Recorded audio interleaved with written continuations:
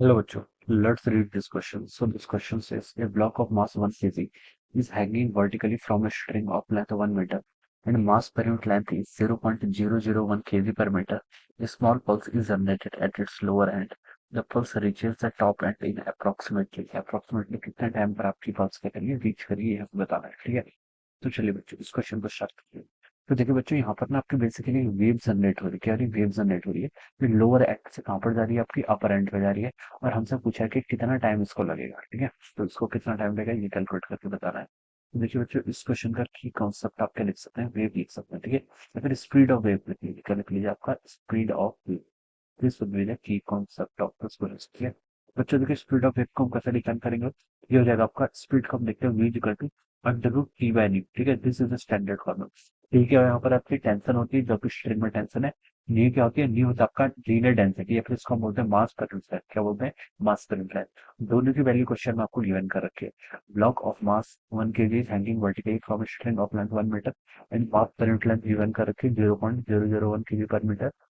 और आपको यहाँ पर ये कैलकुलेट करके बताना है। अब बच्चों देखिए स्ट्रिंग पर आपका टेंशन कितना लगेगा? स्ट्रिंग के नीचे का लोअर एंड पर आपने 1 kg का मास अटैच कर रखा है।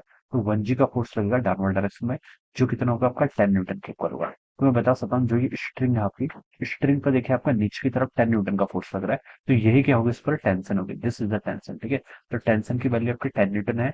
न्यू की वैल्यू क्वेश्चन में आपको गिवन कर रखी है। तो अब आप इस वैल्यू को देखिए पुट करेंगे तो टेंशन आपका 10 न्यूटन हो गया, डिवाइडेड बाय न्यू कितना आपका 0.001, ठीक है। इसको आप देखिए कैसे लिख सकते हैं? ये 10 है और नीचे को आप 10 टू द पावर -3 लिख सकते हैं। ये ऊपर आएगा तो 10 टू द पावर कितना हो जाएगा? +3 हो जाएगा, ठीक है। ये पूरा कितना हो गया? 10 to the power 4। 10 to the power 4 under root के अंदर है तो ये कितना हो जाएगा? 10 टू द पावर 2, ठीक है। क्या स्पीड है? तो यूनिट क्या होगी? मीटर पर सेकेंड। तो बच्चों ये तो आपकी स्पीड ऑफ द वेव आ गया, ठीक है।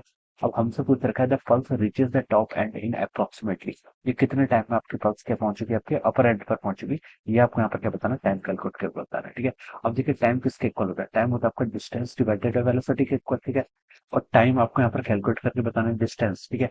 वेव को देखिए टोटल कितने डिस्टेंस ट्रेवल करनी है? ये यहाँ से लेकर यहाँ तक ये आपको 1 मीटर के इक्वल है। इसकी स्ट्रिंग की टोटल लेंथ जो कि कितनी है? 1 मीटर के इक्वल। तो डिस्टेंस आपकी 1 मीटर हो जाएगी, डिवाइडेड बाय वेलोसिटी। वेलोसिटी है 10 टू द पावर 2 मीटर पर सेकंड के इक्वल, ठीक है। तो यहाँ से देखिए आपका मीटर से मीटर कैंसिल हो जाएगा।